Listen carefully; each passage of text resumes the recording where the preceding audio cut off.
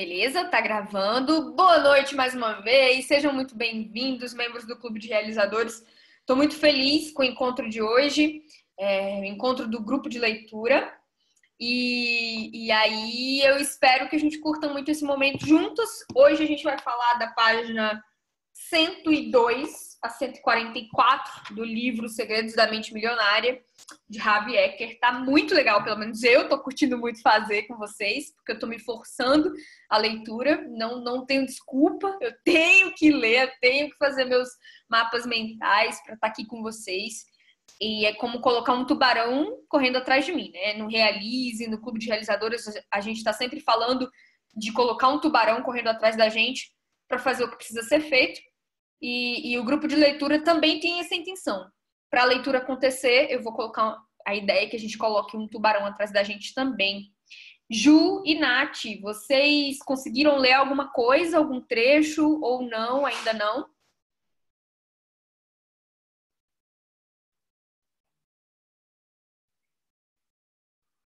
Ju não conseguiu, não tem problema. Nath também não tem problema.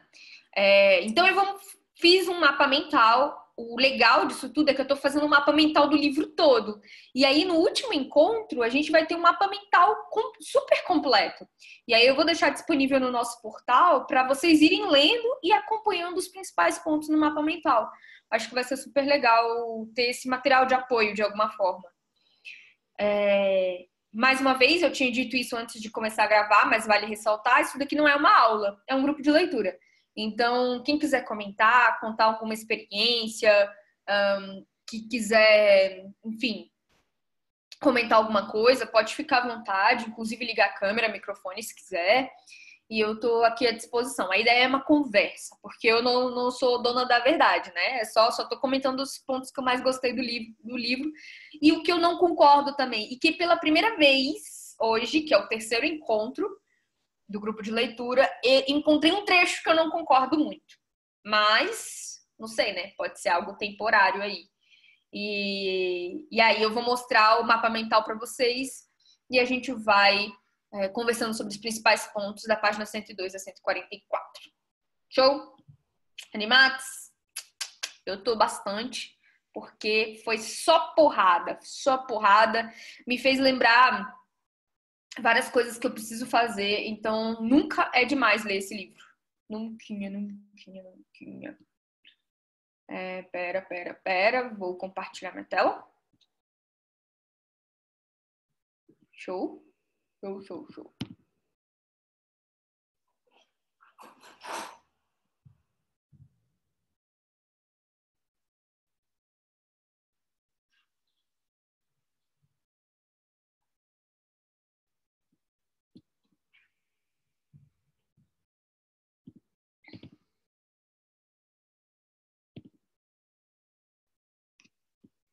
Todo mundo me vendo e vendo também o mapa mental? Tudo certo? Todo mundo vendo tudo, certo? Me vendo também?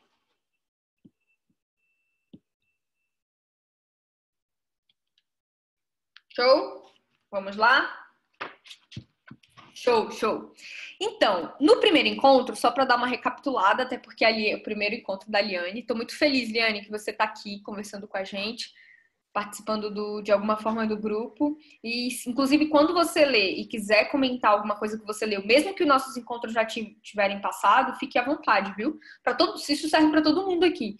Mesmo que você tenha lido um trecho depois do que a gente já falou e quiser comentar e quiser falar a respeito desse trecho do livro, dizer o que gostou mais, fica sempre à vontade no nosso grupo, enfim, estou sempre à disposição. Então, no encontro número 1, a gente teve uma introdução, né? Falamos sobre o autor, um pouco sobre o autor, sobre o que era o modelo do dinheiro, por que o modelo de dinheiro é importante, como é que se forma a forma como a gente lida com o dinheiro que vem da infância, o que nós estamos programados a pensar sobre dinheiro. E começamos uns princípios de riqueza. Ele dá ao todo, no livro, 17 princípios de riqueza, que é o seguinte, basicamente ele diz no livro que para a gente enriquecer, a gente tem que pensar da forma como os ricos pensam. E definitivamente é uma forma diferente de pensar. No primeiro encontro, nós falamos falamos sobre alguns arquivos de riqueza. No encontro 2, fizemos oficialmente arquivos de riqueza de 1 a 8. O encontro 1 foi mais uma introdução. E no encontro 3 de hoje, a gente vai falar sobre arquivos de riqueza do 9 ao 14. É o penúltimo encontro do grupo de leitura referente a esse livro. E eu estou muito contente com a leitura dele. E vale a pena reforçar que eu escolhi porque esse livro realmente não foi mais um autoajuda que a gente lê pela vida, não. Foi um livro que realmente me fez colocar dinheiro no bolso. Eu tinha lido uma primeira vez e deu resultado lá na minha conta bancária. Então, eu estou lendo a segunda vez com vocês. E eu espero que dê mais resultado ainda. Então, não basta apenas só ler também, né? É preciso começar a pensar dessa forma e, consequentemente, agir da forma desse novo tipo de mentalidade. Então, vamos lá. O arquivo de riqueza número 9, que ele coloca no livro as pessoas ricas são maiores do que seus problemas. As pessoas de mentalidade pobre são menores do que seus problemas. Parece bem clichê isso que ele está falando, mas é muito importante, né? Eu separei alguns trechos do livro aqui para a gente comentar. Ele coloca assim: aqueles que pensam pequeno fazem qualquer coisa para evitar obstáculos. E aí eu super me identifiquei com isso. Por diversas vezes eu tento evitar os obstáculos, né? Quando se vem diante de um desafio, saem correndo. Opa, é problema, deixa eu cair fora, né?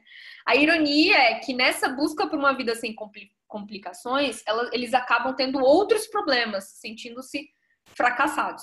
É o caso, por exemplo, de uma pessoa que eu fiz uma consultoria e aí ela falou: Verônica, como que eu faço para ganhar dinheiro aqui na minha situação? O que eu devo fazer? Aí eu bombardeei a pessoa com ideias. Poxa, eu acho que você pode fazer isso, eu acho que você pode fazer aquilo outro e aquilo outro mais. Aí a pessoa vira e me fala: ah, não, mas isso dá muito trabalho. Aí eu, tá de zoeira com a minha cara, né? Então, é um tipo de pessoa que quer evitar obstáculos e quer ganhar dinheiro fácil. Quem ganha dinheiro fácil geralmente é só por meios não muito honestos. Porque sempre exige um certo esforço, um mínimo de esforço, para você construir uma renda, né? Passiva ou ativa, que a gente vai falar ainda hoje. Então, ao evitar esse tipo de esforço para ganhar dinheiro, eles acabam em outros problemas também. E aí um trecho que me marcou muito nessa parte do livro foi ele dizer, cara, que com muito dinheiro ou com pouco dinheiro você sempre vai ter problema. Os problemas nunca vão acabar e eles nunca vão deixar de existir. Eu prefiro ter problema rico do que ter problema pobre, né? Então estamos correndo atrás disso. E aí que a gente tem uma mentalidade de que rico tem menos problema. E não é por aí, eu acho. Porque estou no caminho da riqueza. Ainda não sou rica, mas estou no caminho aí da riqueza, né? Outro trecho bem interessante o segredo do sucesso não é tentar evitar os problemas, nem se esquivar deles, mas crescer pessoalmente para se tornar maior do que qualquer adversidade. E aí um ponto interessante que ele diz no livro se você tem um grande problema, é porque você está pequeno demais. Porque isso significa que você é menor do que o problema. Agora, quando você cresce de alguma forma pessoalmente, de mentalidade, da maneira que você pensa, os problemas não vão ser tão grandes assim. E aí ficam bem mais autoajuda nesse caso, mas nos próximos arquivos de riqueza ele vai chegar em aspectos mais práticos de enriquecer, né? De ganhar dinheiro. Independentemente de ser rico ou pobre, pensar grande ou pequeno, as adversidades não vão deixar de existir. E era isso que eu tinha comentado ali no início. Cara, não depende da quantidade de dinheiro que você tem na carteira, você tem menos problema, não é isso? Os problemas vão aparecer. Até para você, mesmo com uma grande fortuna, você vai ter um problema de administrar tudo isso. O que importa é seu tamanho e não o tamanho dos problemas. A sua riqueza cresce na mesma medida que você. Cara, isso me marcou muito, porque eu tô lendo um livro chamado O Milagre da Manhã. Vocês já ouviram falar nesse livro, O Milagre da Manhã?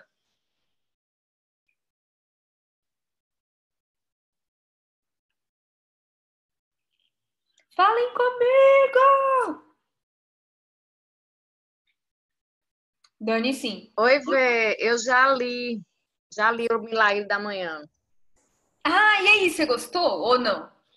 Gostei, gostei, assim, é interessante que foi até a Lucinha quem tinha comentado, ela até desses, acho que num daqueles encontros do compromisso invertido, ela compartilhou, talvez, o vídeo de Paula Abreu, em que ela fala do ritual, né? E que ela explica um pouco do milagre da manhã. E, na verdade, várias pessoas, vários coaches, de forma geral, falam desse livro.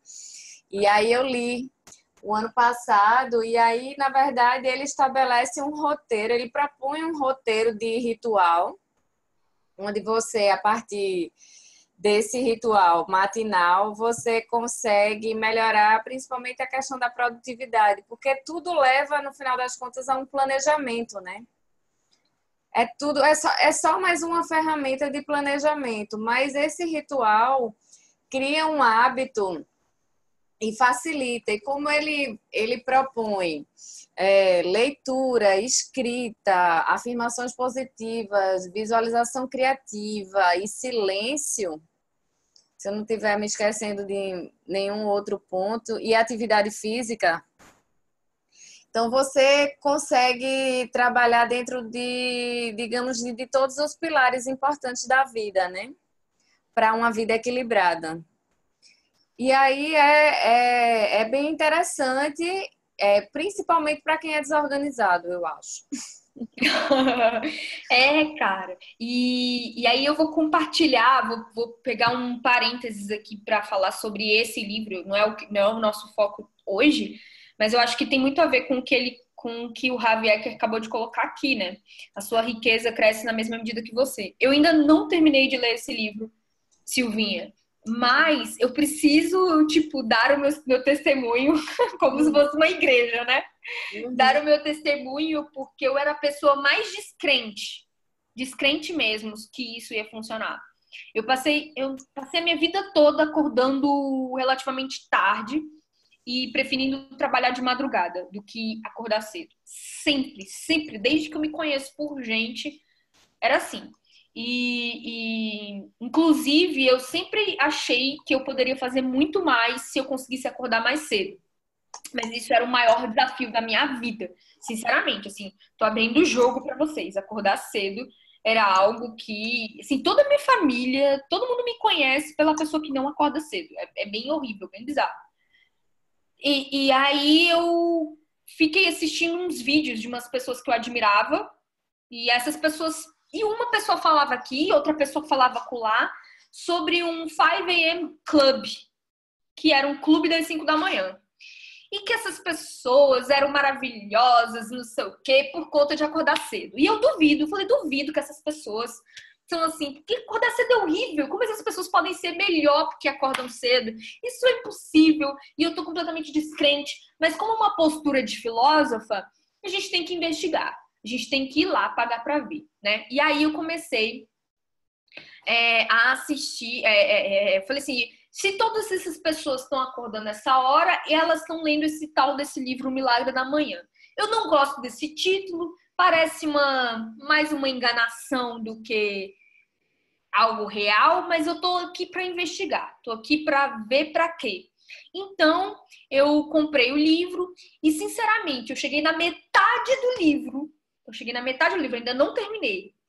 Mas eu tenho a honra de anunciar para vocês que eu acordei, pelo menos na quinta-feira, hoje não foi assim, mas na quinta-feira passada eu acordei 5h45, sem despertador, absolutamente ativa, enérgica, com vontade de fazer muita coisa. E na sexta-feira eu acordei 6 da manhã.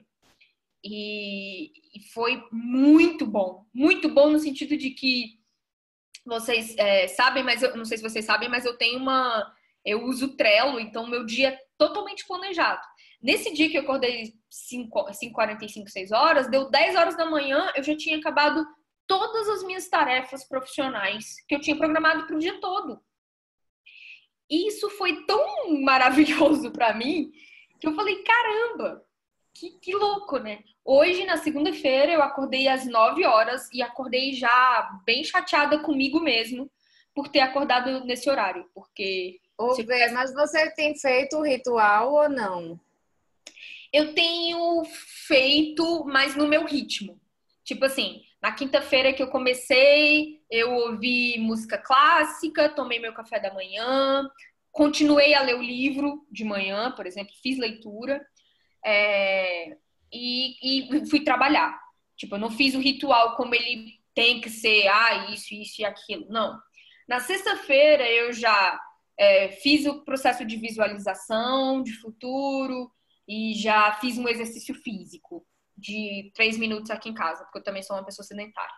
E aí, isso já foi algo, uns elementos que eu fui acrescentando, sabe? Sim. Não foi algo imposto, porque até agora, eu te confesso, até agora eu leio o livro falando, isso não vai dar certo, esse cara tá zoando comigo. Aí eu vou lá e faço, e aí eu quebro a cara. Então, porque dá certo, né? Até porque teve uma parte no livro, Milagre da Manhã, que ele fala assim, olha, se você for deitar achando que vai acordar super cansado no dia seguinte, falando pra você mesmo isso, certamente você vai acordar um caco. Mesmo que você tenha acordado, ou mesmo que você tenha dormido 8, 9 horas por dia, né? Mas se você dormiu 3, 4 horas e mesmo assim diz pra você mesmo que você vai acordar super bem, enérgico e feliz, provavelmente você vai. E não depende da quantidade de horas que você dorme. Aí eu falei, que bobagem, né, cara? Esse cara aí tá de zoeira na minha cara. Mas eu vou fazer aqui. Só pra dar errado, pra eu falar que esse livro não vale nada. Aí eu fiz e deu certo.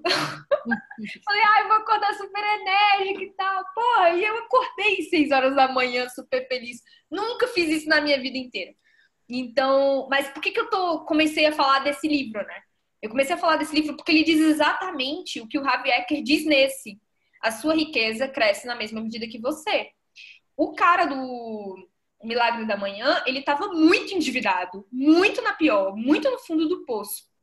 E ele ouviu um mentor dele dizendo que o sucesso só vem quando você também desenvolve o seu lado pessoal.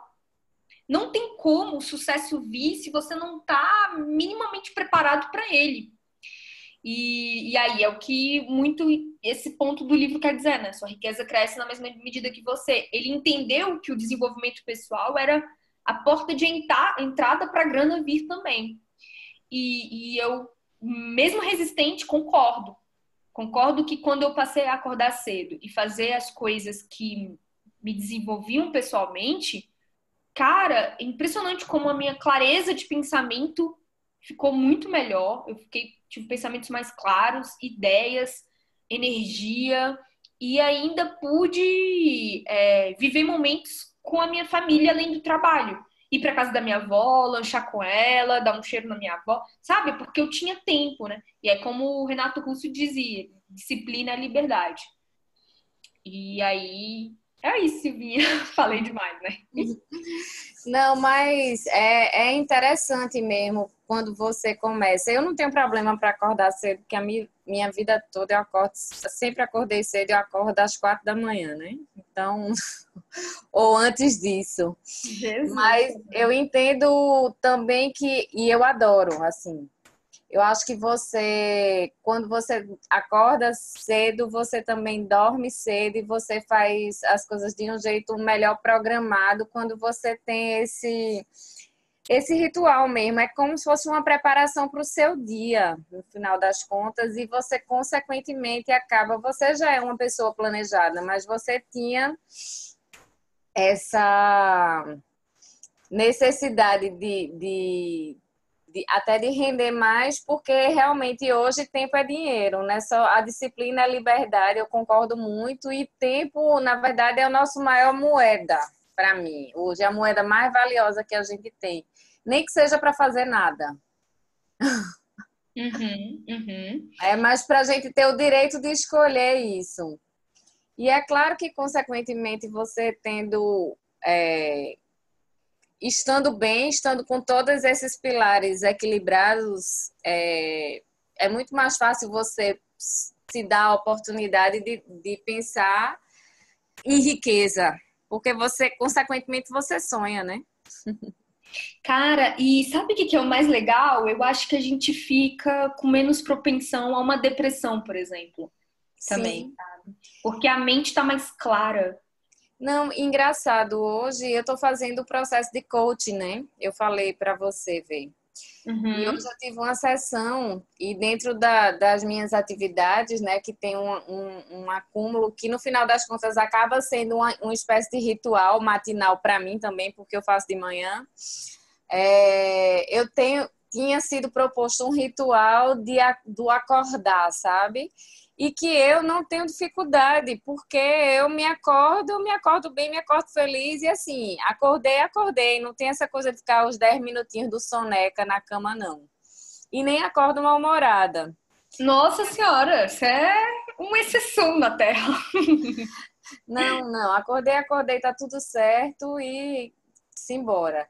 E aí ela estava me falando, ela fez, não, realmente você não precisa, porque você não tem dificuldade em acordar, muito menos em começar o dia. Mas ela fez, não, eu acho que a gente pode voltar ao ritual, porque eu acabei de ver e de ler uma pesquisa que fala com relação à depressão, da importância de que se tenha um ritual matinal, porque você repele qualquer tipo de possibilidade de depressão, porque você tem, de fato, essa clareza. Coincidentemente, você trouxe isso, mas já é comprovado, viu, cientificamente. Sim, com certeza. Algo que eu precisava mudar e eu espero que em 2019 vocês me vejam mais formiga atômica ainda, porque eu mandei uma mensagem, eu mandei uma mensagem pro Alisson 7 horas da manhã. Eu falei, Alisson, eu tô acordada, cara, tô pilhadona fazendo as coisas. Ele formiga atômica. Agora, formiga atômica acordando 6 horas da manhã, ninguém segura. Foi muito engraçado. A Nath tá falando aqui que ela sempre teve essa função de, antes de dormir, ela pensa na hora que tem que despertar, ela desperta com bom humor e não usa despertador. A Liane colocou aqui a importância de se alimentar melhor, né? Que dormir é importante, saber o seu tempo, sonhar é muito importante. Verdade, eu também concordo. E, e é isso, assim.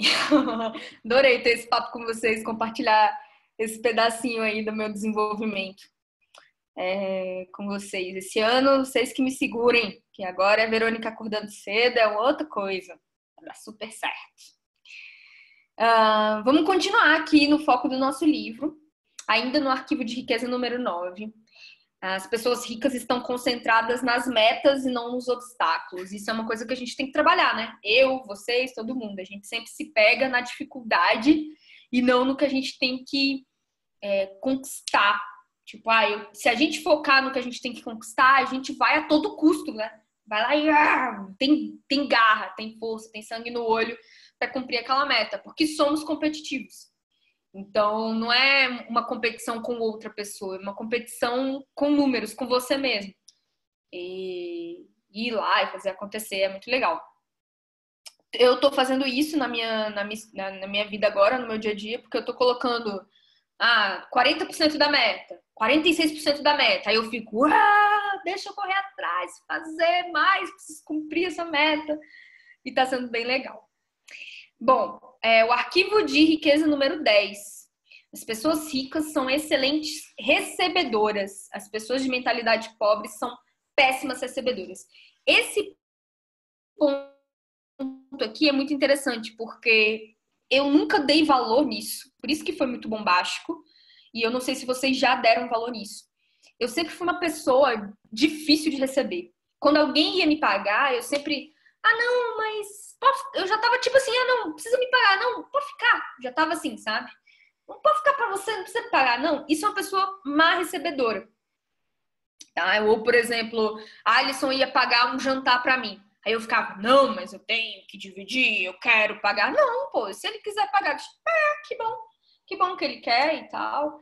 Estou recebendo de bom grado esse presente, estou recebendo de bom grado essa gentileza, sabe? Não é que eu não possa pagar, eu posso pagar, mas se ele tá querendo pagar, que bom, sabe? Se a pessoa tá querendo me pagar mais por uma consultoria que eu fiz para ela, ou um trabalho que eu fiz para ela, pô, que bom, sabe? Antes, e é algo que eu tô trabalhando até agora, é que era uma coisa assim, que eu sempre dava e tinha uma dificuldade de receber em troca, né? Eu não sei se vocês já passaram por isso, ou já principalmente refletiram sobre isso. É difícil a gente ter um espaço em que a gente converse a respeito desse tópico especificamente. Foi algo bem impactante para mim, porque eu me percebi uma péssima recebedora, mas estou em rápido processo de mudança, porque vocês sabem que eu vou ficar rica, né? Então, nesse processo de querer ficar rica, eu vou lá e a gente tem que começar essas mudanças na gente. E a gente Posso falar um negócio, Vê? Natália. Oi, Nath. Sim, sim. Tudo bom? É o seguinte, lembra daquele trabalho que eu iniciei com o Henrique? Sim. Então, tem tudo a ver com isso que você está falando.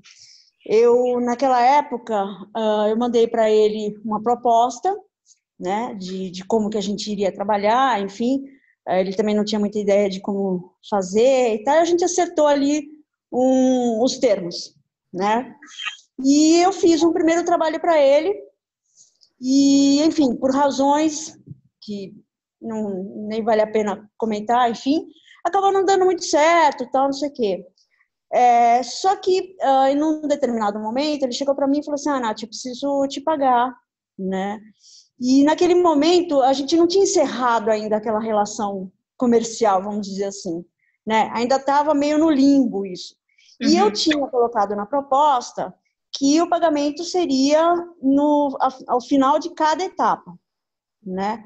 E, ciente disso, eu falei para ele, não, a gente não terminou a etapa, não concluiu, você não aprovou ainda, enfim, então não está concluído, então você não precisa me pagar agora, você paga no final da etapa.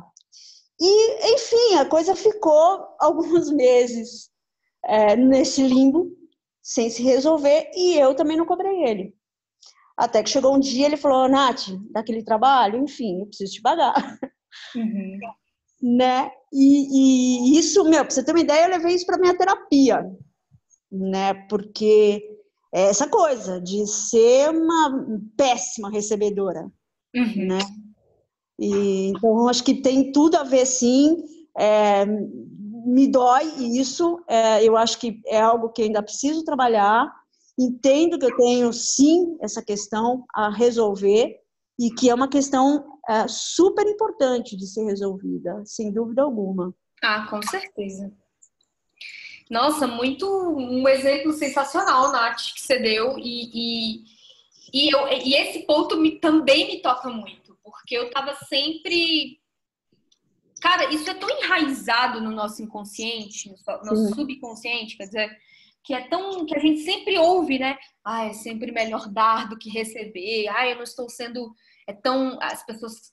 Ah, quantas vezes eu já ouvi histórias de que fulano é chato quando cobra, né? E isso se resume muito, no final das contas, até como a gente precifica os nossos trabalhos. A dificuldade que a gente tem em colocar preço no nosso trabalho, na dificuldade de fazer um orçamento. A gente está sempre, não, é como se eu não preciso pagar, não. Ou então, é meu amigo eu faço de graça. Aconteceu isso comigo, cara. Olha só que louco, eu lembrei agora. Olha que falha que eu tive. Eu tenho uma das minhas melhores amigas, eu tenho 6 amigas, 7 comigo. E ela falou, Verônica, eu tô precisando de umas fotos profissionais pra eu colocar no LinkedIn, pra eu dar um upgrade, assim, profissional na internet. Eu tô com fotos que não são muito profissionais e tal. Você tira foto pra mim? Falei, não, Samara, mas eu não sou profissional. Eu não sou profissional de fotografia, não sou fotógrafa. Então, eu tô com a câmera do Alisson, que é super boa aqui, eu tiro. Aí ela, não, eu quero te pagar. Eu acho que vale, eu quero te pagar. Eu falei, não, precisa não, imagina, vamos lá pro parque, vamos fazer as fotos, vamos... Porque eu, com a minha insegurança sobre a qualidade do material, mas eu sabia que eram boas fotos. As fotos ficaram fodas, ficaram muito boas. E eu não cobrei, mesmo que seja, sei lá, sabe, 50 pau, sei lá, um almoço, eu não cobrei. E ela queria me pagar, não era algo que ela não queria, eu era uma pessoa que estava em dificuldade. Não era nesse caso.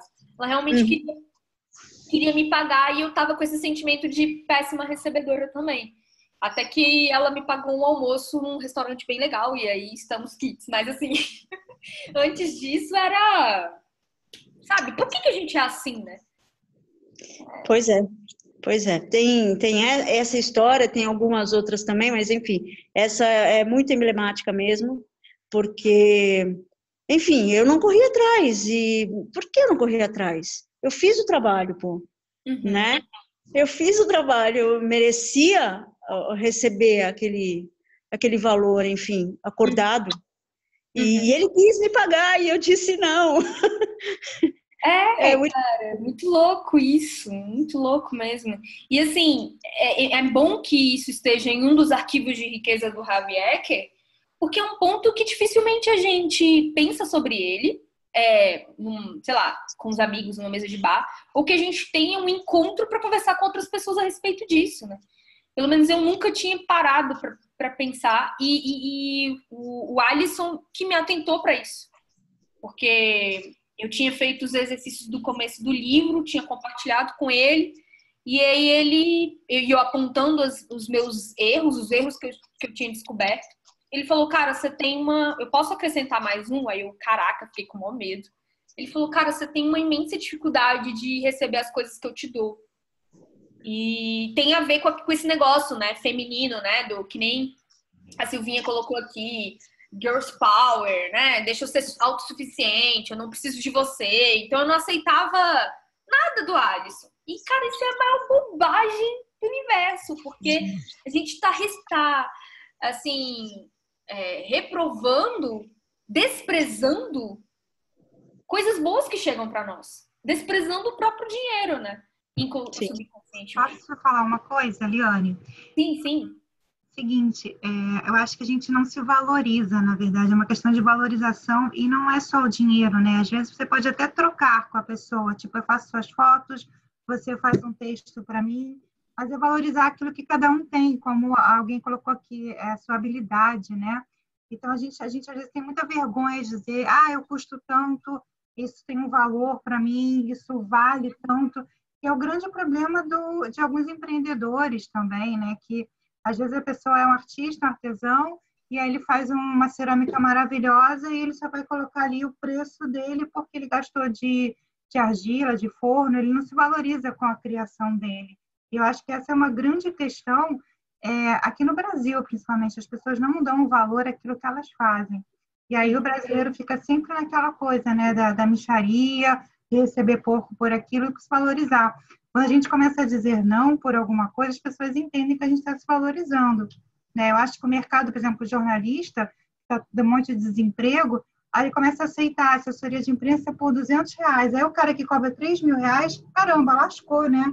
Porque eu cobro 3 mil porque meu trabalho vale 3 mil, não vale R$200. Mas o desespero faz a gente também se desprezar, né? Isso. É um grande problema também, eu acho. Com certeza, eu concordo plenamente.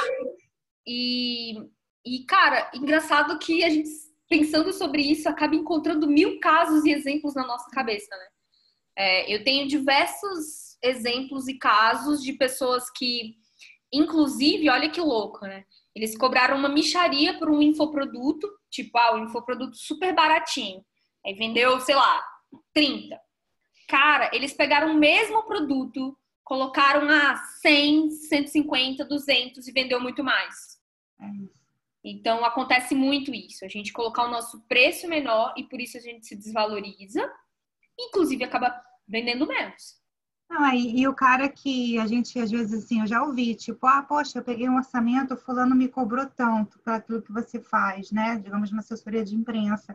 Aí você se coloca, fala, eu tenho 20 anos, sabe, de carreira, eu tenho isso, eu tenho uma bagagem assim, assim, e sei que com esse dinheiro eu não vou fazer um bom trabalho, né? O cara está ganhando pela quantidade, não pela qualidade, né? E eu prefiro ter menos cliente e fazer um trabalho melhor do que ter um monte de cliente e não fazer nada com aquilo. E daqui a 3 meses o contrato vence, o cara está aborrecido e queimado na praça, ele vai correr para mim. E o que mais acontece é isso.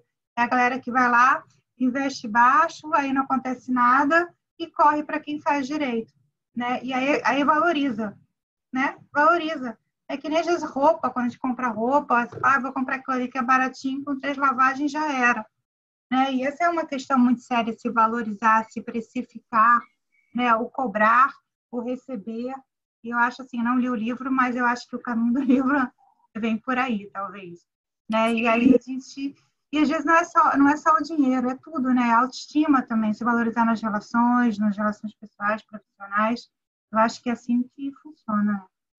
Vale dizer também que tem que ser uma situação estratégica. Sim. Porque, por exemplo, quando eu comecei a fazer o meu primeiro cliente de mídias sociais, que foi a Glau, que vendia marmita aqui no meu bairro, cara, eu não estrategicamente, eu cobrei muito pouco dela. Mas porque eu entendi que se eu fizesse dela dar certo, isso seria um case para os meus próximos clientes. E que no futuro eu poderia cobrar mais dela também pelo resultado que eu ia dar. E a gente vai falar isso no livro também, né? Cobrar pelo resultado. Então, você se valorizou, né? Você criou uma situação que você também precisava aparecer e ver com promoção também, né? não, pois é, tem que pensar na sua estratégia. Por exemplo, é seu primeiro cliente, você nunca fez isso na vida, você também está pagando por educação na prática. É mais ou menos esse é um investimento também que se faz, né? Então, é estratégico em relação a preço. É isso aí. Bom, vamos continuar aqui. Vamos embora.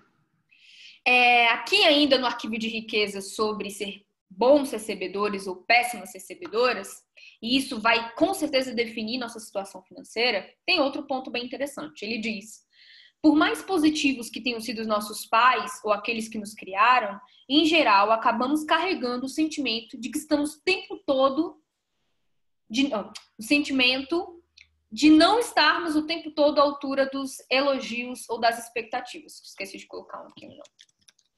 Por mais que a gente tenha tido uma criação maravilhosa, parece que a gente nunca está à altura, né? De alguém dizer, nossa, como você tá bonito, ou nossa, como você trabalha bem. A gente sempre pensa, calma, não é comigo, sabe? Não deve ser comigo. Tá bom, pode parar de me elogiar. Né? Gente que tem uma dificuldade com elogios, ou porque não se acha à altura disso. É legal perceber esse tipo de coisa.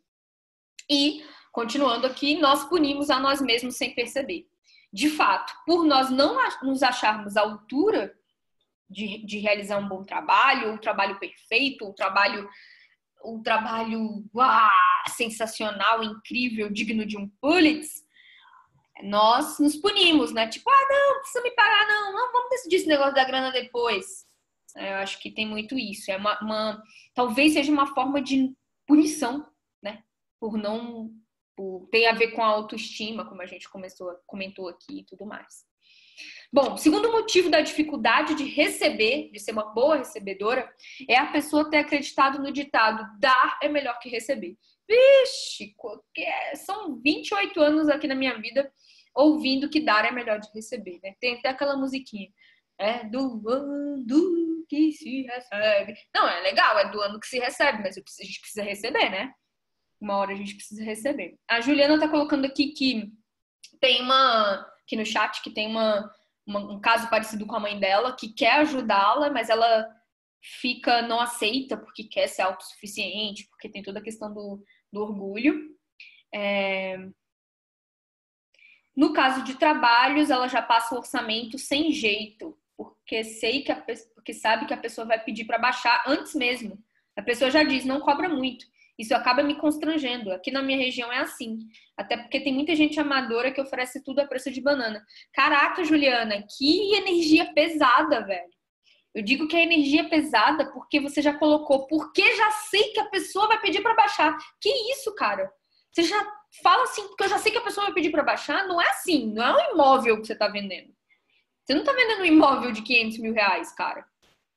Então você faz seu orçamento e tchau, sabe? Se a pessoa não quiser, não quis e acabou.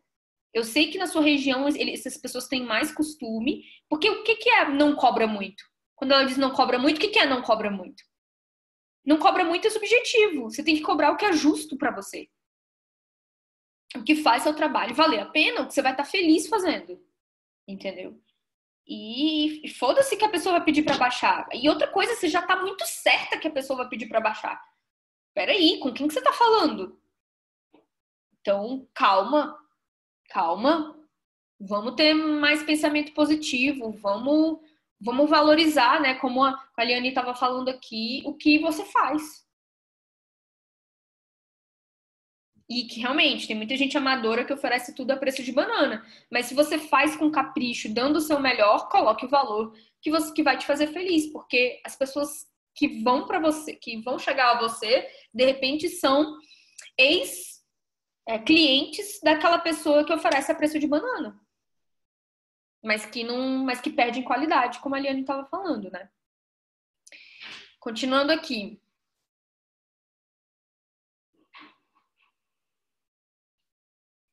Cara, isso todo mundo diz, todos nós pedimos desconto. Já coloque no seu preço essa perda. Cara, eu nem coloco, porque é o meu preço e acabou.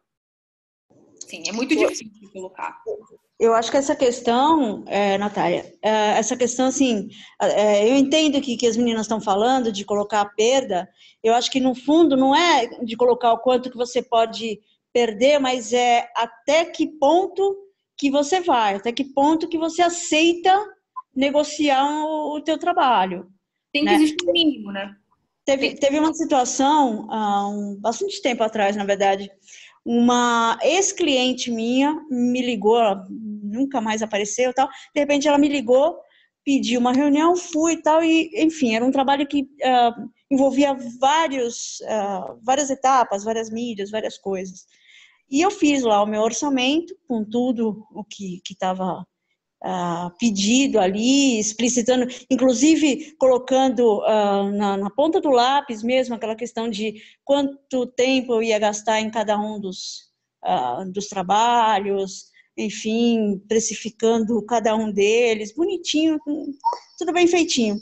E, enfim, com um pacote total, né, dava R$4.000, né?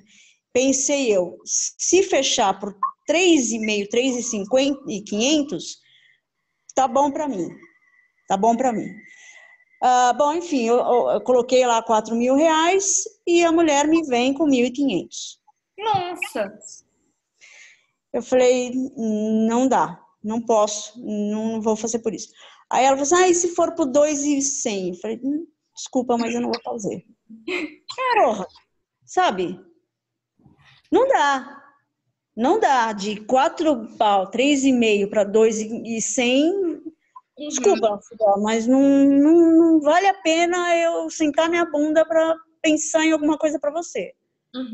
Eram vários trabalhos, não era uma coisa simples, não era uma coisa única, enfim, tal, tinha que pensar estrategicamente, enfim, envolvia, né, um monte de situação.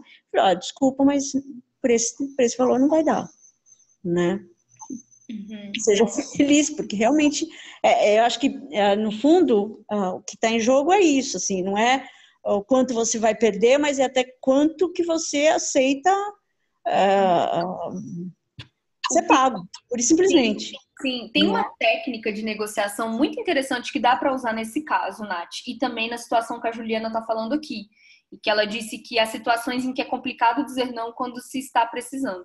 Então, uma técnica é o seguinte: se a mulher pediu, o cliente pediu o céu, aí você colocou lá, o céu custa 4.000.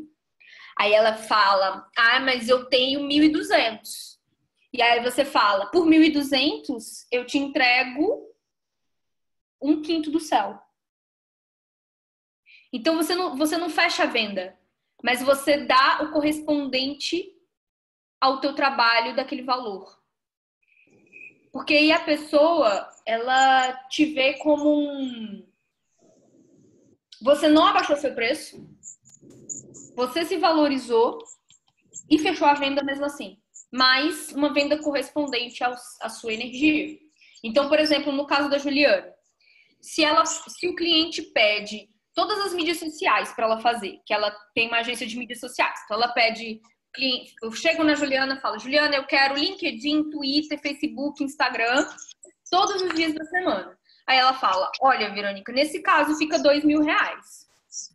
Aí eu falo, poxa, mas eu tenho 500. Aí a Juliana fala, por 500 eu faço o seu Instagram de segunda a sexta. Aí eu já começo, porque aí é uma negociação, não de uma pessoa que está em cima e outra está embaixo, mas uma negociação de pessoas que estão falando na mesma altura. Entendi. Nesse caso, por exemplo, envolvia remodelar um pouco e, sobretudo, reescrever todos os textos do site da empresa, todas as páginas, enfim. Envolvia fazer folders, folhetos, todo um monte de material gráfico. Envolvia pesquisa como chama? Proposta para 2 anúncios em jornal. Você tinha que fazer pesquisa de imagem, enfim, e escrever o anúncio, redação publicitária, quer dizer, olha o pacote que a mulher queria, entendeu? Era muita coisa, né? E, bem, enfim, poderia, de repente, ter feito isso, assim, não sei se seria uma solução para ela, porque ela teria que fazer com outras pessoas as outras coisas. Mas é porque a gente também tem que pensar como que o empreendedor pensa.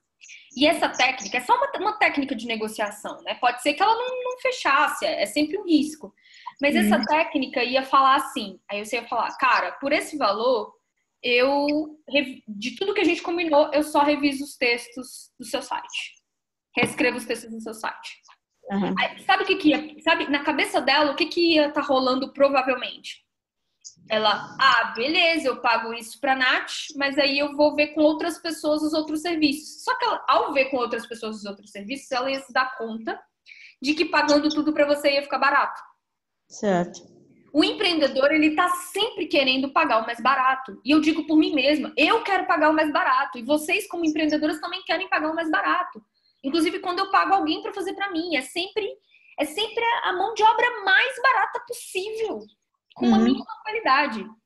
Então, é difícil imaginar na cabeça de quem está contratando. E a gente sempre pensa no que o nosso trabalho vale. Beleza, isso é ótimo. Mas a gente também tem que ser esperto e entender como eles pensam. Então, ela estava realmente pensando no menor preço. E ela provavelmente não tinha ideia de quanto valia tudo que ela queria. Quando pede um orçamento, quando um empreendedor pede um orçamento de produção de texto para você, certamente ele não tem ideia de quanto custa.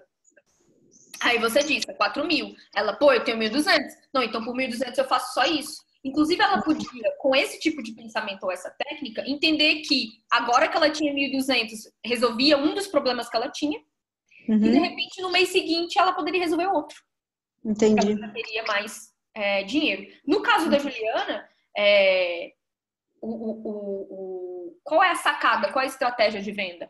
É R$2.000, mas eu só tenho 500 para fazer as mídias sociais. Não, então por 500 eu faço de segunda a sexta seu Instagram. Mas o ideal para você ter resultado, e aí você tem que falar para o seu cliente, o ideal para você ter resultado é o cumprimento de todas essas tarefas aqui que custa 2.000.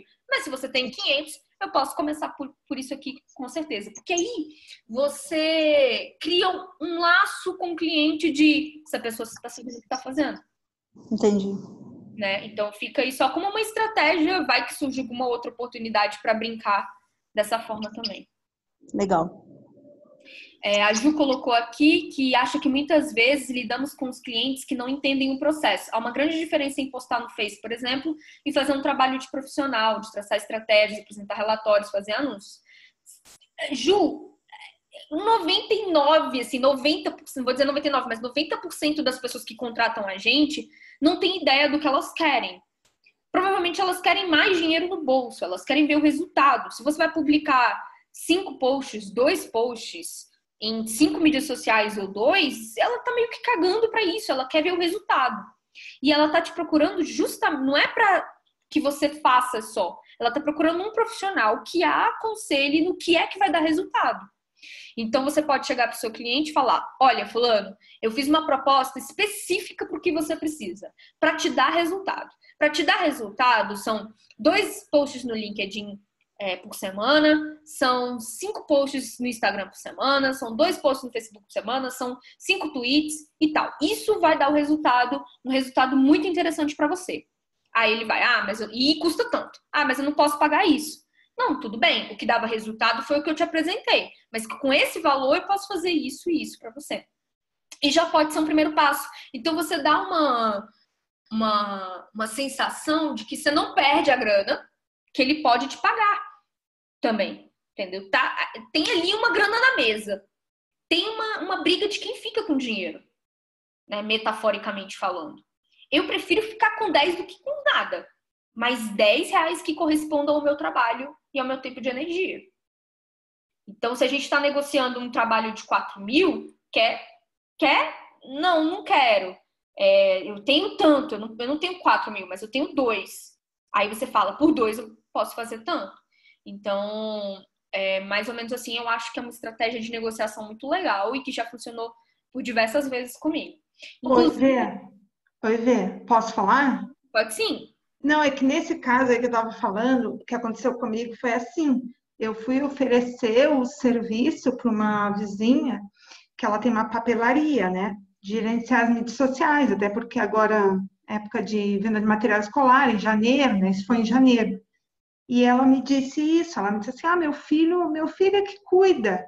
Aí eu disse: eu sei que o filho dela não é nem da área, assim, né? Da área de marketing, da área dessa área. Ele faz outro papel, ele cuida das finanças lá na empresa, né?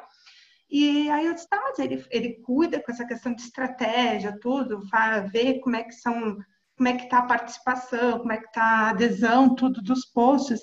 Aí ela disse assim: não, ele só posta. Foi isso que eu quis dizer, assim. Então, postar, qualquer um vai lá e posta. As pessoas não entendem, às vezes, que o trabalho que a gente tem não é só postar, né? Vai bem além disso. Exatamente, Ju, mas tem uma questão aí. Uma questão super importante que eu acho que vale a pena a gente ficar atento. Eu tenho uma impressão, e aí uma impressão porque eu não conheço o cliente, que ele não estava precisando. Ela continuava vendendo sem contratar uma profissional. Com o filho dela fazendo, ela estava vendendo. Então, é o que eu digo e reforço: a gente tem que pensar com a cabeça da outra pessoa, de quem vai contratar a gente. Pensa você, é só você se colocar no lugar dela. Se você tivesse uma papelaria e seu filho postasse e estivesse vendendo, você não ia tirar dos R$500 do seu caixa para pagar alguma coisa que já estava funcionando sem. Provavelmente. Sim, pode ser mesmo. Provavelmente. Eu faria isso, você faria isso. Então, especificamente nesse caso, essa não era uma cliente que precisava de você. Não, é verdade. Eu não tinha visto por esse ângulo, né? Mas é verdade. Sim, mesmo. Porque a gente tem que estar sempre pensando com a cabeça de quem está contratando. Quem contratar sempre vai, se chegar a fechar o negócio, vai estar fechando assim: cara, eu tô pagando 500 paus para Juliana, mas eu vai ter uma presença digital e que eu vou vender mais, eu vou vender 1.000. Não vou vender só 500. Foi bom. Quando eu fechei com a moça da creche, o que eu fiz para dar uma maior segurança para ela no início? Ela me procurou porque ela achava que isso era importante, então era um problema que ela tinha, existia um problema ali. No caso da mulher da papelaria, ela não achava que tinha um problema. Já começa por aí, né? Então, a moça da creche tinha um problema porque ela queria ter uma frequência nas mídias sociais, mas ela não conseguia, porque ela tinha muitas funções ali como proprietária da creche, da escolinha. E aí, a primeira coisa que eu fiz com ela no planejamento de mídias sociais foi definir o seguinte: que resultado você quer ter? Qual é o objetivo que a gente tem que ter? Quantas matrículas a mais a gente tem que ter no final do ano? Então eu vou trabalhar para isso. Claro que existe o risco de não acontecer, mas eu vou trabalhar para isso, para a gente alcançar essas matrículas essas novas matrículas na escola. Porque, cara, eu eu pago uma pessoa para me ajudar nas minhas mídias sociais, por exemplo. Mas eu sei, eu quero pagar o mínimo, porque senão meu lucro diminui. Então, quando eu compro alguma coisa, eu sempre estou pensando no retorno. Se eu compro um curso, meninas, se eu compro um curso, o curso custou R$ 297, eu estou pensando em como é que eu vou receber esse dinheiro de volta. Então, eu acho que vale a pena fazer esse exercício e que muda bastante coisa, né? Assim, nessa parte de negociação. Assunto super importante, acho que valeu a pena. Show, Ju. Legal. Vou continuar aqui. Aquele que não se dispõe a receber, rouba quem quer lhe dar algo. Uma frase super impactante do livro e em relação ao que a gente estava falando, né? Verdadeiras fortunas circulam por aí em plena abundância e elas não têm... e elas têm que ir para algum lugar. A gente está sempre pensando que é um mundo de escassez. E não é um mundo de escassez, é um mundo de abundância. Tem muito dinheiro aí. Aí você pensa, não, mas tem muito dinheiro circulando em poucas mãos. Não! Cara, estão imprimindo dinheiro o tempo todo aí. Não é algo que, imprimiu dinheiro, acabou, só tem para poucas pessoas. Não, cara, tem dinheiro sendo impresso o tempo todo. Então, tem muitas fortunas circulando por aí e elas precisam ir para algum lugar. E se for para ir para o meu bolso ou o bolso de vocês, que ótimo. Então, ele dá o exemplo no livro de como que quando ele encontra uma moeda na rua. Sei lá, tá andando na rua e encontrou uma moeda. Não tem ninguém por perto. Antes, o autor falava, passava direto. Não é minha, vou deixar aí. E agora não. Ele fala, encontrou uma moeda na rua? Caraca, que bom. Olha, dinheiro vindo para mim, que coisa boa. Legal isso, pega e vai embora. Ele disse que mudou isso na vida dele. E, enfim, é uma forma de estar mais aberto à grana vir, né? Continuando. Muitos indivíduos de mentalidade pobre acreditam de verdade que são melhores porque não têm dinheiro. Algo lhes diz que são mais bondosos, piedosos e espiritualizados. E isso é uma completa bobagem.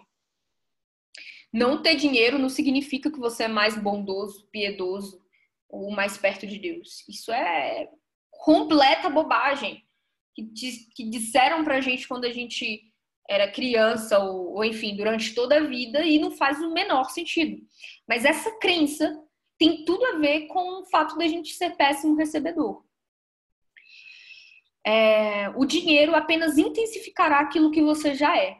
Você com muito dinheiro ou pouco dinheiro, com muito dinheiro vai ser mais ainda do que você já é.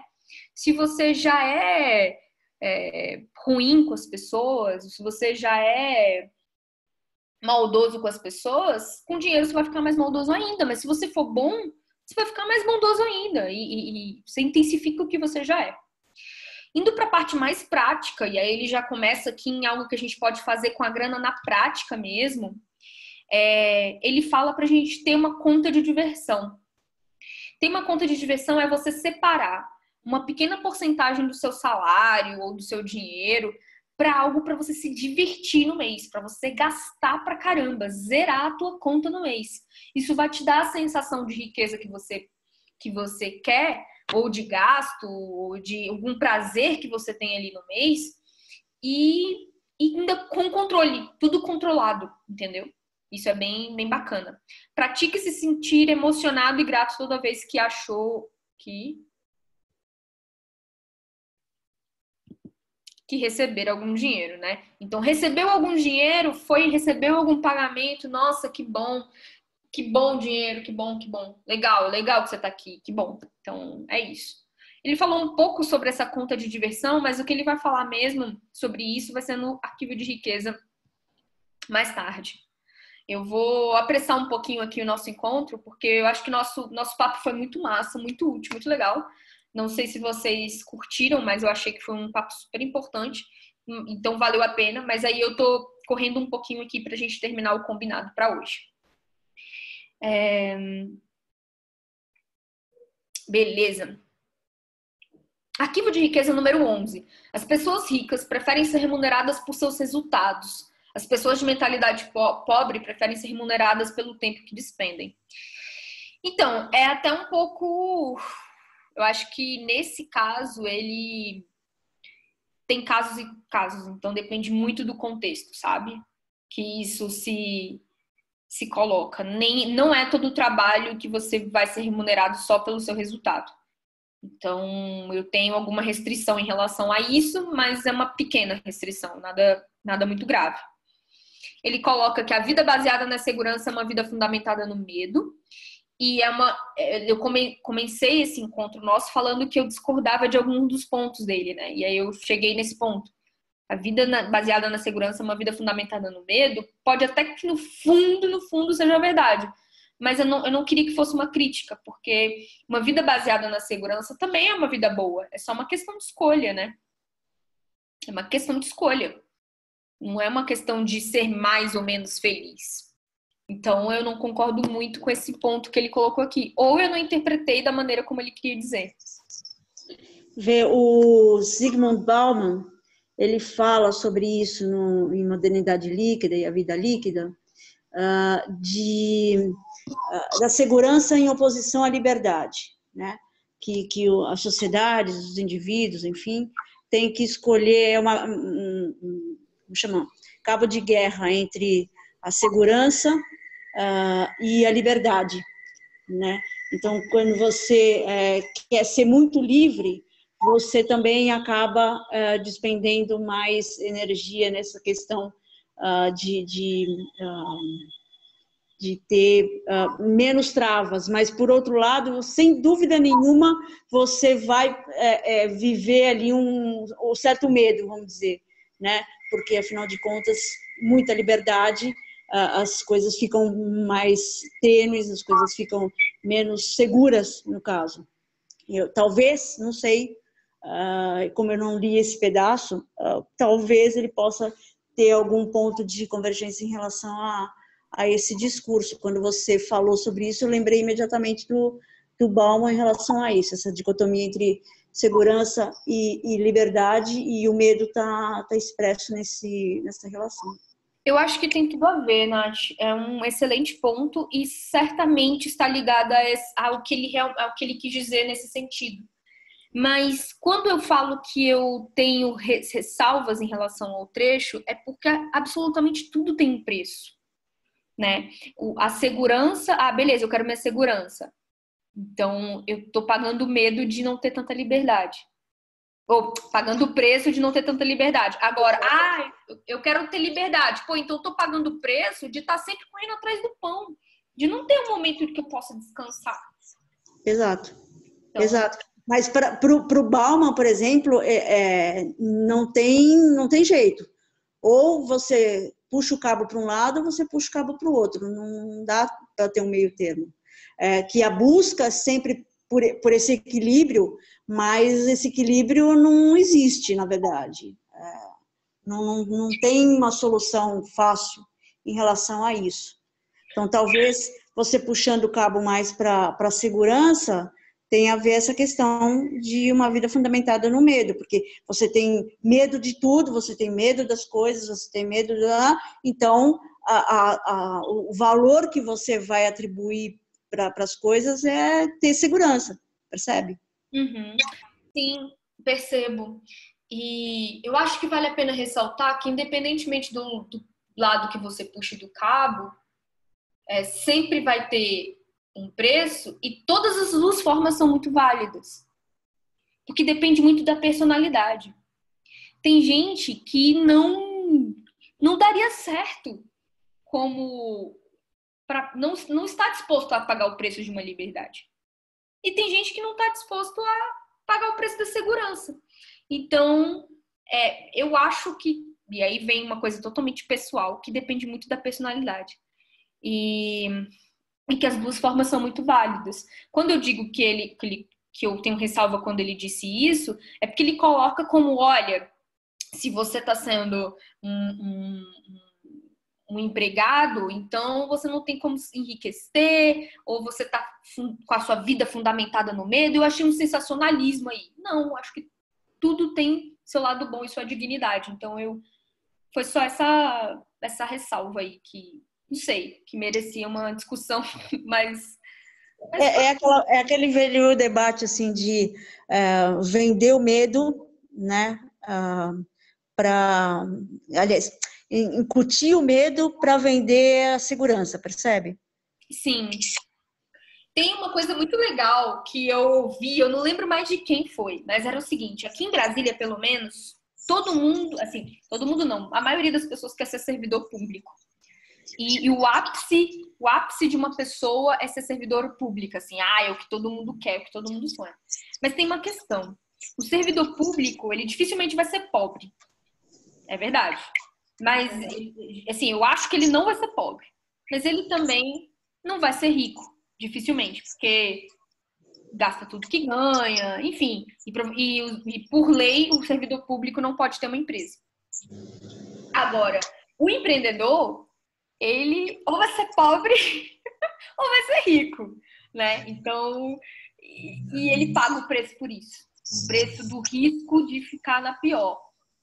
E o servidor público paga o preço de não ter uma flexibilidade de ganhar mais do que ele ganha, apesar dele ganhar bem. Então, fica aí essa coisa aí, mais essa questão para a gente pensar. E continuando aqui os pontos que ele colocou nesse arquivo de riqueza, as pessoas de mentalidade pobre trocam tempo por dinheiro. Trabalhei 2 horas, então eu quero receber R$200. E segundo aqui, o que ele diz é: eu vou trabalhar para você, mas eu quero 15% de todas as suas vendas. Aí o outro empreendedor começa, tipo, a ficar assustado. Assim, caraca, essa pessoa é boa. Ela tá colocando o cu na reta, ela tá colocando ela tá se colocando, só uma pessoa muito boa se coloca num risco, assim. E o Henrique Bastos, ele comenta bastante sobre isso, né? Você quer desafiar o Henrique e pedir não precisa pagar, não. Eu quero uma porcentagem das vendas. Nossa, isso aí ia fazer o sangue dele ferver. Porque uma pessoa é um tipo de negociação que as pessoas não estão acostumadas. Mas que pode render muito dinheiro. Muito dinheiro. Mas é baseado no resultado e não no tempo. E é uma coisa a se pensar. Nem todo trabalho dá para fazer com isso. Trabalho de mídias sociais, por exemplo, não dá para fazer com isso. Porque mídias sociais não é imediatamente que você dá resultado para quem está te contratando. É um trabalho de presença digital que você vai ser mais lembrado para a pessoa e não tem como você saber exatamente quantas pessoas compraram por conta do seu trabalho nas mídias sociais. Então, por exemplo, nesse caso, eu não recomendo que fosse por resultado, e sim por tempo, por post, por algo mais numérico mesmo. Mas fica aí uma sacada, se a gente tiver a oportunidade de negociar, de falar, cara, você vê aí que tem uma boa oportunidade, você sabe do que você está fazendo, sabe que vai dar resultado para a pessoa, então você fala, cara, não me paga por hora, o meu orçamento é o seguinte, minha proposta é a seguinte, eu quero 5% do seu resultado, 10% do seu resultado, não sei, do que você vai ter aí com o meu trabalho. Nossa, aí é um outro nível de negociação, sabe? Bem massa mesmo. Que fica aí para o nosso arquivo de riqueza, né? Vamos acessá-lo quando a gente precisar. Continuando aqui. Não estou sugerindo que é errado prestar serviços pessoais. Apenas não espere ficar rico tão cedo, a não ser que você invente uma forma de se duplicar ou de alavancar a si mesmo. Nesse trecho aqui, não ficou muito claro para quem não leu o livro, mas ele está falando que quem ganha dinheiro prestando serviço tem menos chance de enriquecer. Ele dá um exemplo de quem vende caneta. Vender uma caneta, vender um produto, você consegue uma negociação melhor. Você comprou por tanto, vendeu por tanto, tem seu lucro. Você pode vender 10 canetas como 1 milhão de canetas. Ali na hora você vai receber o que você vendeu. No caso de um massagista, por exemplo, que é um caso de prestar o serviço, cara, mesmo que ele tenha a agenda dele lotada, se é só ele fazendo, não tem como ele escalar essa grana. Ele não tem como fazer crescer, porque é só ele ali, e o tempo tem 24 horas, e mesmo que ele preencha todas as 24 horas, existe um limite. A não ser, que é o que ele coloca aqui, se você se duplicar ou de você alavancar a si mesmo. Que é o caso, por exemplo, de você, na sua agência de mídias sociais, por exemplo, de você começar a contratar pessoas. E aí você vai querer o quê? Contratar pessoas a um baixo preço, para que você tenha lucro. Cursos online. Cursos online é uma forma de você alcançar muitas pessoas e enriquecer. Conheço muita gente que já está rica com cursos online. Por quê? Porque você entrega um mesmo produto, que tem que ser de qualidade para ele se espalhar, obviamente, e que você pode atingir pessoas que ali em uma hora, né? Eu fiz um mesmo trabalho, eu tô atingindo, sei lá, 500 pessoas, 1000 pessoas, 1 milhão de pessoas. É o lance de vender a caneta. Agora, se eu fosse depender a minha vida de consultorias, por exemplo, que eu destino 1 hora do meu tempo para atender alguém, cara, não tem como eu enriquecer com consultoria. A não ser que minhas consultorias tenham um valor bem elevado, que eu gaste bem menos do que eu ganho na consultoria e comece a investir e construir renda passiva com o restante do dinheiro. Aí pode ser até que tenha uma chance, mas é tudo estratégico. Ah, então não vamos prestar serviço mais? Não, não é isso. Não é o que ele está falando aqui, não é errado prestar serviços. Não, você tem que ter uma estratégia. Mas sempre pense que, beleza, eu estou prestando serviço aqui para fulano de tal, reescrevendo os textos, ou fazendo assessoria de imprensa, mas espera aí, que outro produto que eu posso criar em paralelo? Que cursos que eu tenho? O que eu estou fazendo a mais que pode ser escalado? Então, é algo a se pensar aí. A maior parte dos milionários enriqueceu montando o próprio negócio. Se você não tem uma ideia brilhante para iniciar um negócio, não se preocupe. Use a de alguém. É uma parte do livro bem legal. Pô, cara, eu não tenho nenhuma ideia brilhante. Mas o que fulano tá fazendo? Vou fazer também. Aconteceu uma coisa bem massa. Nossa, é muito legal esses encontros, porque eu fico contando as novidades para vocês. Eu fico doida para começar uma newsletter, porque eu encontro tanta coisa legal na semana e fico doida para comentar. Aí eu tô aproveitando aqui com vocês para ir falando as ideias, né? Em relação a isso, assim, de ideias legais. Eu comprei um planejamento, acompanhei um Instagram de uma mulher que estava indicando um planejamento financeiro. Uma planilha, era uma planilha que ela tinha ganhado, em que ela colocava os gastos, os ganhos, os custos variáveis, o resultado, e eu achei legal demais, porque eu quero saber mais, estou muito interessada no tema das finanças, e era lindo, era muito bonito.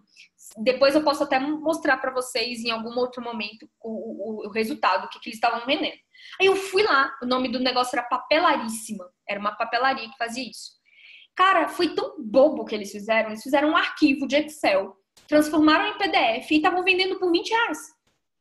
Era isso, eles fizeram e podia enviar para qualquer pessoa a R$20. Eu fui lá e comprei, R$19,90.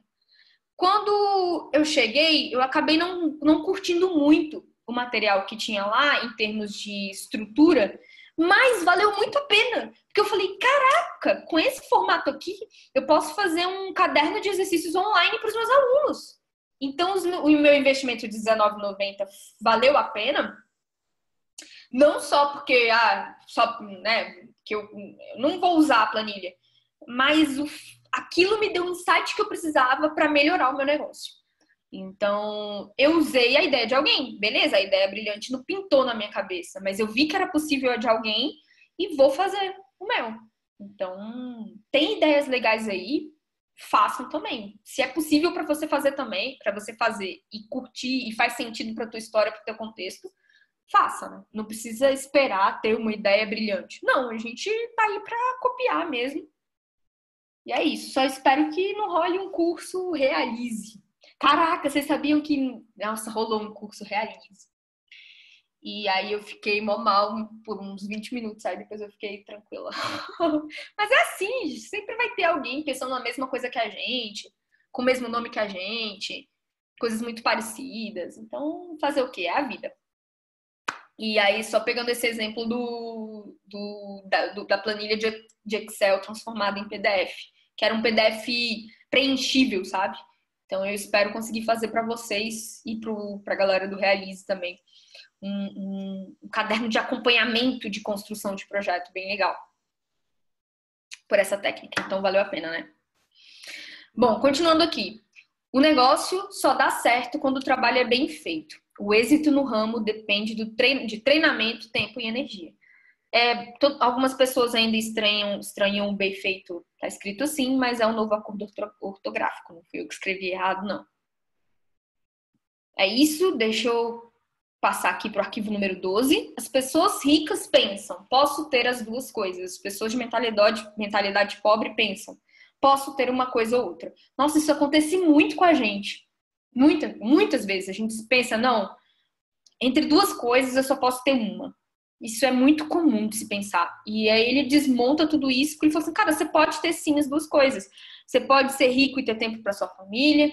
Você pode ter dinheiro e ser bondoso e ter tempo também. Você pode ter as duas coisas. Basta você se perguntar como você pode ter as duas coisas. Então, ó, as pessoas ricas vivem numa realidade de abundância. As pessoas de mentalidade pobre vivem num universo de limitações. Deixam-se guiar por lemas como nunca se tem o bastante ou não se pode ter tudo. Né? Quantas vezes a gente não ouve não se pode ter tudo? Caraca! Não se pode ter tudo é uma das frases que eu mais ouvi na minha vida. Então, e isso é muito limitador, porque sim, dá para ter bastante coisa, né? E ele fala, eu acredito que você é capaz de possuir tudo o que realmente quer. A questão fundamental é perguntar, como que eu posso ter essas duas coisas? Né?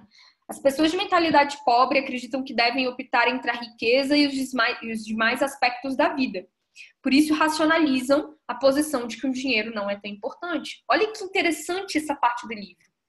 É muito interessante mesmo. Essa racionalização que a gente faz de dizer, não, o dinheiro não é tão importante, mais importante é o amor. Não é isso. É porque a gente passa a acreditar que se a gente tem riqueza, a gente tem que desprezar outros aspectos da nossa vida. E isso não é verdade. Tudo mito, né? O modo de pensar uma coisa ou outra também ilude as pessoas que acreditam na seguinte ideia. Para ter mais, alguém tem que ter menos. E isso não passa de uma propaganda restritiva baseada no medo. Caraca, essa parte é muito foda. Muito foda, porque mexe lá no fundo, né? Cara, parece que esse livro futuca o subconsciente e faz a gente perceber o quão enganado a gente é, né? Isso, a Ju colocou aqui que a gente ouve bastante isso e que em relação àquele ditado, sorte no jogo, azar no amor. Realmente a gente cresceu acreditando que não se pode ter tudo e é uma falácia, né? Essa coisa do para eu ter mais, alguém ter menos, tá muito no meu subconsciente, tá muito no subconsciente de muitos de vocês. Parece que a gente tá tirando das pessoas. Tem a ver com cobrar, né? Tem a ver com orçamento, né, Nath, que você estava falando aí. Parece que ao cobrar, a gente está tirando do outro. Parece que eu tô tirando do Henrique para ter meu. E isso é uma bobagem completa. Mas é a sensação que dá. Vou cobrar, mas eu tô tirando daquela pessoa R$500. Teve uma vez que eu fui fazer um serviço pro Henrique e ele me mandou um e-mail pedindo uma proposta. E eu sabia o quanto ele estava faturando. E pelo meu trabalho. Aí eu pedi tanto. Aí ele não quis. Aí eu falei, beleza. Tchau. Porque, cara, a gente não pode ter essa mentalidade de que tá tirando do outro, né? Porque eu tenho muito, então eu tenho alguém que tem menos. Isso não necessariamente é verdade, né? Cara, e como isso é forte. Como isso é forte. Impressionante. Arquivo de riqueza 13. As pessoas ricas focalizam no seu patrimônio líquido. As pessoas de mentalidade pobre focalizam no rendimento. Vou escrever tudo errado aqui. No rendimento mensal. Isso é bem... Cadê? As pessoas ricas focalizam no patrimônio líquido e as pessoas de mentalidade pobre no rendimento mensal. A verdadeira medida da riqueza é o patrimônio líquido e não os rendimentos. Sempre foi e sempre será. Atenção, agora você pode descobrir o quanto você é pobre. Porque o patrimônio líquido é a soma né? Some o valor de todas as coisas que você possui e depois subtraia tudo que deve. Então, se você tem uma casa, um carro, investimento, bem, aí você soma o valor disso e pronto. É isso que você tem, é o seu patrimônio líquido. É o que as pessoas ricas consideram. Não é quanto você ganha por mês. Se uma pessoa falar, ganho 20 mil por mês, ganho 30 mil por mês, não importa. O que importa é quanto de patrimônio líquido ela tem, quantos bens ela tem, quantos imóveis ela tem, quanto dinheiro ela tem investido, quantas ações ela já comprou e quanto valem. Então, o que determina a riqueza é patrimônio e não quanto a pessoa ganha por mês. Porque o quanto a pessoa ganha por mês, ela pode gastar mais do que ela ganha. Uma pessoa que ganha 10 mil reais e gasta 11 mil reais é mais pobre do que a pessoa que ganha 500 reais e gasta 400. Isso é tipo muito blow my mind, né? Explosão da cabeça. Começar a entender esse outro ponto de vista. E quando eu digo que agora a gente começa a ver o quanto que a gente pode ser pobre, é que se a gente não tem nenhum bem, nem uma renda passiva, nem uma ação, nem um imóvel, nem um carro, nem nada, então, provavelmente a gente não tem nada. E não importa o quanto a gente ganha por mês. Então, a gente começa a ir para uma parte mais prática, né? Existem dois tipos de rendimento: os passivos e os ativos. Um rendimento ativo é o dinheiro que você ganha para o seu trabalho, é o seu salário, por exemplo, beleza? E o rendimento passivo é o dinheiro que você recebe sem trabalhar ativamente. Como assim? Vamos supor que você comprou um lote que tem uma casa e você alugou. O dinheiro do aluguel é um rendimento passivo. Você não está trabalhando para aquilo te dar dinheiro, correto? Então é um rendimento passivo. É o que você precisa construir. Todo o dinheiro que sobrar aí, foque em construir rendas passivas. Rendas que te deem dinheiro sem você trabalhar tanto para ele. O rendimento ativo é super importante também. Mas se toda sobra a gente voltar para o rendimento passivo, isso acompanha o caminho da riqueza. E alguém com certeza se perguntou aqui, no caso assim, pô, Verônica, mas tudo que eu ganho já é do meu custo pessoal, eu gasto tudo, nunca sobra nada do meu salário. Tem alguém que pensou nisso? Que eu tô falando aqui em sobrar dinheiro, mas certamente alguém colocou aqui, nunca sobra nada do meu salário, nunca sobra nada da minha renda ativa. É o caso de alguém aqui? Juliana. Então, aí eu tenho uma verdade para jogar na cara da Ju. Ju, está preparada? Prepare-se, Ju, para esta porrada, para essa verdade. Se você gasta absolutamente tudo que você ganha, provavelmente você está vivendo uma vida que você não pode ter.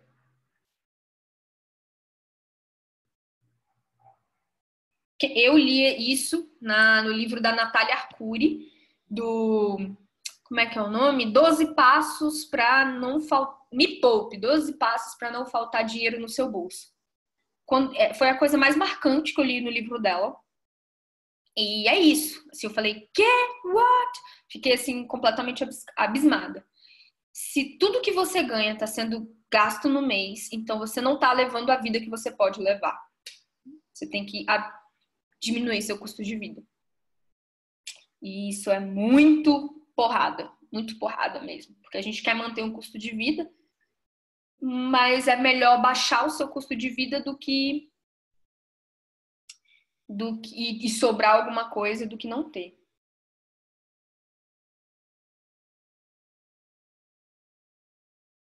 Então, Ju, aí você tem que baixar muito mais o seu custo de vida. Tipo, sei lá, ir para casa da sua mãe, meio que passar por essas coisas de baixar o custo de vida ao máximo. Se não tá dando para pagar nada, talvez você esteja realmente, ainda assim, vivendo algo que não condiz, sabe? Isso é uma dura Dura verdade aí, cara.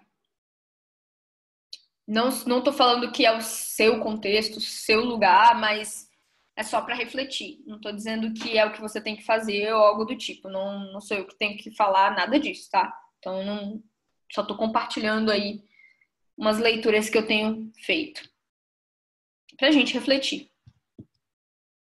O quarto fator para essa caminhada de enriquecimento é a simplificação. Olha, mesma coisa que eu estava falando.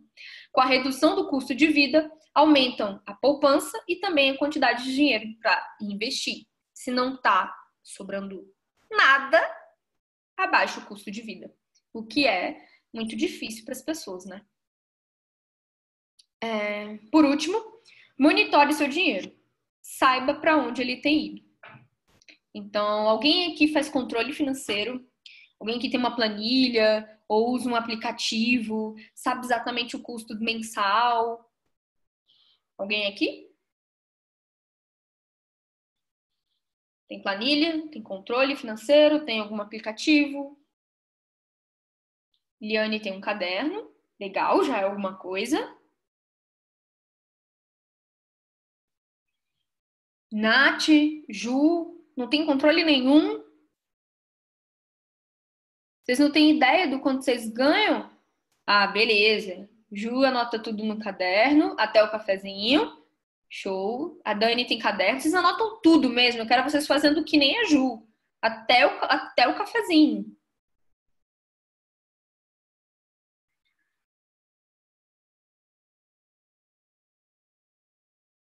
Nath sabe o quanto gasta e é menos do que ganha. Excelente. Já está no caminho de fazer investimentos e começar a enriquecer. E é exatamente sobre isso que a gente fala no arquivo de riqueza 14 e último dessa noite. As pessoas ricas administram bem o seu dinheiro. As pessoas de mentalidade pobre administram mal o seu dinheiro. Então, Nath, você precisa saber na ponta do lápis, sim, para começar a entender quanto disso pode ir para investimento. Porque é só o acúmulo de capital e fazer ele crescer com rendas passivas que realmente você vai conseguir ficar tranquila daqui a alguns anos. Beleza. Continuando aqui, né? Os ricos não são mais inteligentes do que os indivíduos de mentalidade pobre. Apenas têm hábitos diferentes e mais positivos em relação às finanças. Os ricos controlam o dinheiro. Vocês já ouviram falar que rico tem mais dificuldade de pagar? Não é dificuldade, ele tem mais frescura na hora de comprar alguma coisa. Pede desconto, aí a gente fica puto, né? Falando, fulano tem dinheiro, fica pedindo desconto, né? Fulano tem grana e fica aí de murrinhagem. Pô, eles têm grana justamente porque eles ficam de murrinhagem, né? Sabe bem onde gastar, tá ali na ponta do lápis. O que distingue o sucesso do fracasso financeiro é a capacidade que a pessoa tem de administrar o próprio dinheiro. É simples. Para controlar o dinheiro, é necessário administrá-lo. Quem pensa pequeno, administra mal suas finanças ou evita esse tema completamente. Às vezes, a gente tenta evitar, né? Evita olhar o extrato do cartão, evita olhar a planilha da financeira, evita olhar o caderninho para saber exatamente quanto que tem, mas, cara, aí vem esse ponto que é super massa, né? Ele diz, em lugar de dizerem, quando eu possuir muito dinheiro, começarei a administrá-lo, devem dizer, quando eu começar a administrar as minhas finanças, terei muito dinheiro. É o contrário, se você ganha R$10, R$5, R$3, você tem que administrar esse dinheiro. Não importa o quanto você ganha. Você não terá mais até provar que é capaz de lidar com o que possui. Cara, essa frase é pequenininha, mas tão marcante nesse arquivo de riqueza, porque eu não vou ter mais dinheiro se eu não provar que sou capaz de lidar com o dinheiro que eu tenho. De me virar com o dinheiro que eu tenho, de fazer ele render, de jogar num investimento, de colocar no mínimo numa poupança para que ele cresça. Para ter sacado assim, que eu até falei no último encontro nosso, né? Eu falei que eu quero montar o Sorvevete, que é uma empresa de sorvete uma empresa de sorvete, ó, em que eu vou aqui fazer sorvete aqui em casa e colocar a minha irmã para vender no parque.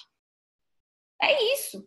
Tipo, fazer dinheiro, administrar o dinheiro, quanto que foi o custo, quanto que a gente recebeu, dividir, fazer mais dinheiro.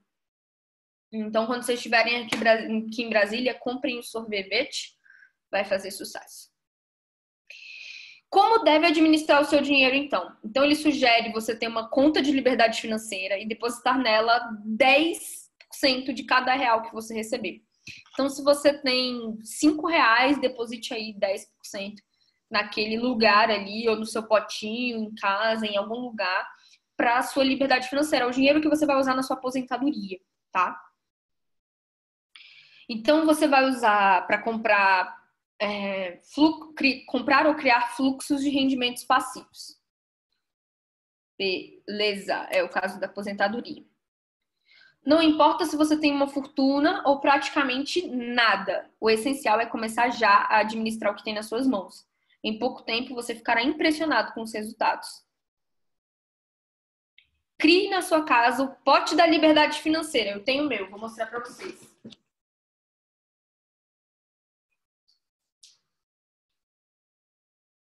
Dá pra ver aí? Dá pra ver?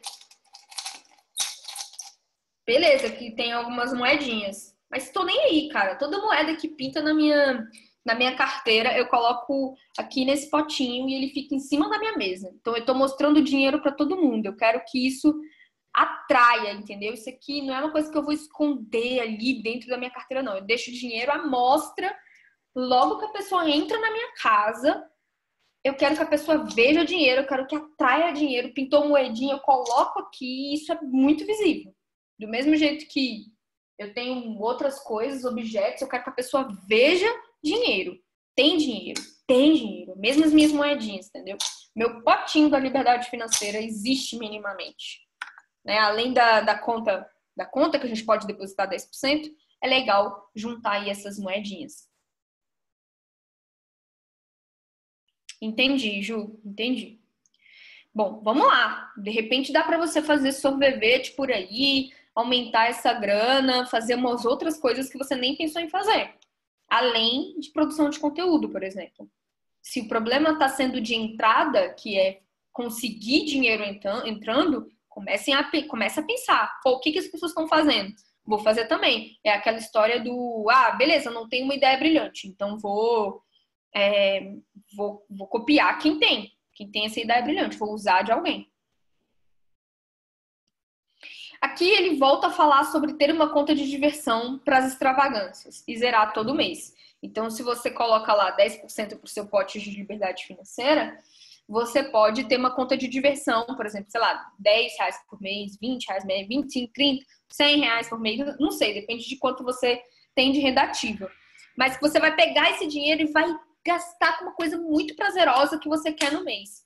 Isso vai dar uma sensação de que você fez sua extravagância e beleza, acabou o mês. Porque se a gente não tem essa conta de lazer, essa conta de diversão, parece que a gente está sempre se punindo e aí quando tem que fazer a gente gasta muito mais do que o que precisa. Para a gente terminar, e eu acho que a gente termina esse encontro com chave de ouro, o dinheiro é uma parte fundamental da existência humana. Quando você aprender a colocar suas finanças sob controle, todos os setores da sua vida andarão bem. É verdade. Todos os setores da sua vida vão andar muito bem quando você colocar sob controle as suas finanças. Não é necessariamente quando você ganhar rios de dinheiro. Não, é quando você colocar sob controle. Quando você souber que pode ou não comprar o picolé. Sua vida vai ficar melhor. E eu concordo plenamente com o Harvey Eker quando ele diz isso. Acho que fechamos com chave de ouro, né? O que vocês acharam? Algum comentário?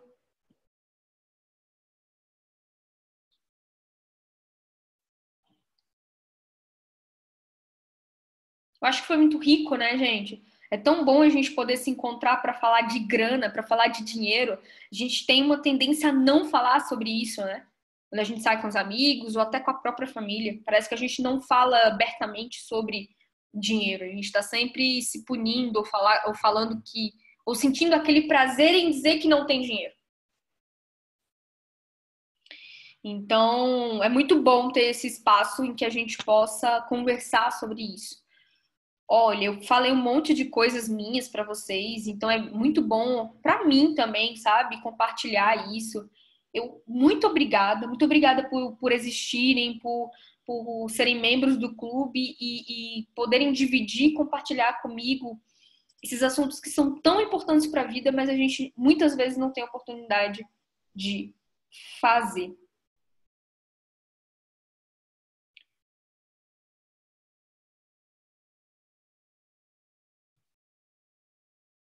Show! Caramba, adorei as contribuições e muito obrigada. Foi muito legal as contribuições da Ju, da Liane, da Nath, muito ricas mesmo. Obrigada para todo mundo que participou. Foi massa. Hoje foi sensacional. Boa noite a todos e até a segunda-feira, que é o nosso último encontro do livro. Beijo!